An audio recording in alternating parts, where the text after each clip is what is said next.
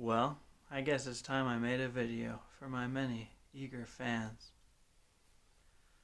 I kind of slacked off last week and didn't make a video. Not that I was slacking off. I was actually working on something else. Me and my brother and Adam and my cousin are actually in the midst of forming a band. We're still figuring that out, so I don't have much to say now. But we have recorded a song together, and there's more songs in the pipeline. So kind of an interesting side project. One thing I wanted to announce on this video is that I do have an album coming out later this year. The title of the album is Fire Hydrant. Right now I have about 10 songs finished, so I think I'm going to have it out probably in June at this rate. I don't have a firm date or anything yet, but be on the lookout. Something to look forward to. June will be 2 years since my last album came out, so I'm looking forward to having something fresh out there for you guys to hear. Now today's episode is really just kind of a talk show, starring me.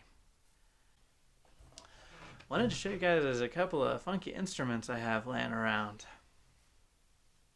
First one here, this is a toy piano. And I've had this for maybe 2 years. Melissa actually bought this for me while we were dating. I saw it in like an antique store and I thought it was cool, and so she got it for me. And I'm actually playing this in one of the new songs that's coming out soon. So I'm excited for you guys to hear that. I'm always experimenting with sounds. I love picking up interesting instruments like that. Another instrument I wanted to show you guys is the didgeridoo. This, of course, is a really old instrument that originated in Australia. It's essentially just like a long, hollow piece of wood. It's kind of a simple instrument as far as it plays one note, but people do really creative things with that one note. You essentially just play it by doing like a lip buzz like you might in a trombone or something. But you can kind of do interesting things with the overtones based on the shape of your mouth and what you do with your tongue. I'm really not good at this, but it's still fun. I'll try to play it for you guys.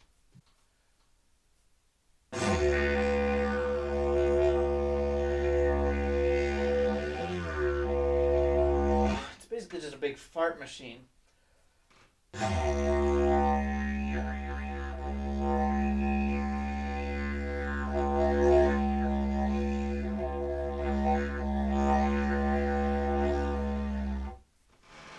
I've never used this on any recordings yet. I'd like to, because it is an interesting sound. I think I've even heard and seen people who have didgeridoos that have like an adjustable length, kind of like a trombone, so that you can control the pitch, which that would be a cool thing to have. One of the interesting things people do is they actually sing into it while playing, which means you have two different notes going on at once. And you can do some interesting effects there. For example, if you're singing a note that's very close in frequency to the pitch of the didgeridoo, then you're going to create a beat frequency when those two mix together. It's actually really simple math that I learned in one of my physics classes. The beat frequency is equal to the difference in frequency between the two notes. I'll do it and see if you guys can hear it.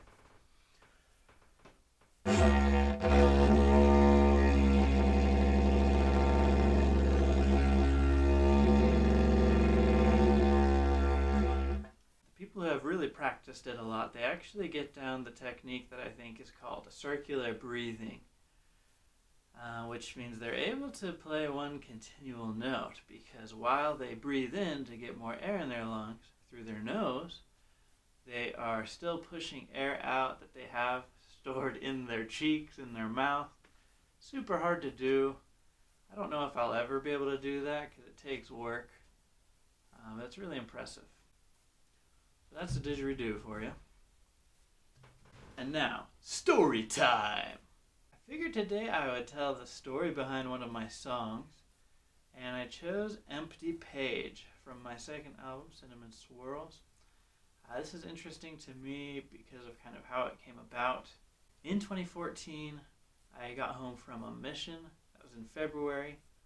So I had been taking a break from recording and writing songs for 2 years, but I was super eager to get back into it.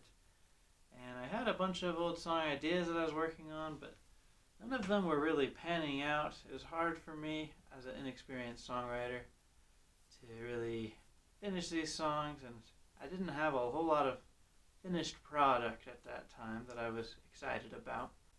So one day, kind of while going through these ideas and trying to come up with good stuff, I just kind of got frustrated with it all. I had a serious case of writer's block, and so I just got frustrated and I set it all aside and watched a movie.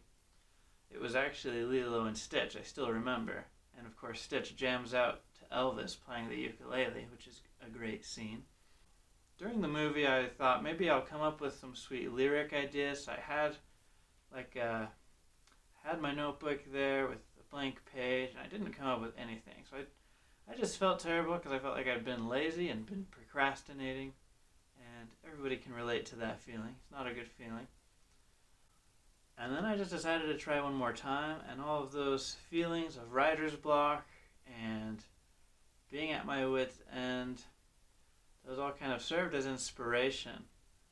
So this inspiration struck. I started playing the ukulele. Pretty quickly came up with the chorus and the first verse. Of course, the lyrics all came fast. I think I had this song done in one day and kept it that way. The first verse talks about it's the second day of spring, which it was, March 21st, 2014. The second verse is kind of funny. It says, so many socks and none of them match. And this line I just liked. This really was autobiographical. I had in my sock drawer 8 different socks and none of them matched. So I thought, how can that possibly be? Like, is there a black hole that these socks are disappearing into? And of course, this is just one of those funny things that everybody who wears socks knows about. So I thought it was amusing. I put it into the song, and it kind of matches the vibe of the other lyrics, kind of venting about the frustrations of everyday life.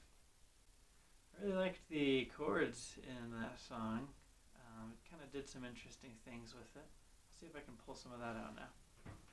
Okay, so I can't keep this dang old thing in tune. I don't know how I played it on the song.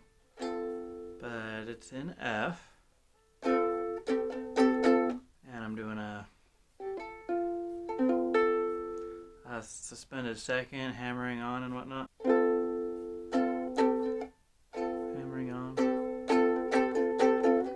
Going up to a G, so a whole step. It's almost like a Beach Boys song. It just keeps going upwards like that. And on that one, I'm hammering on and off the suspended fourth. Then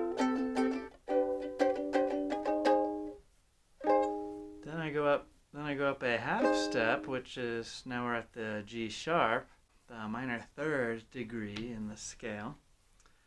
And on that one, I'm doing the suspended second again. And then up to where we're at the 4th degree in the scale. And I'm just adding on the high 5th with the pinky on the top string. So the whole progression you hear in the intro is a little something like this.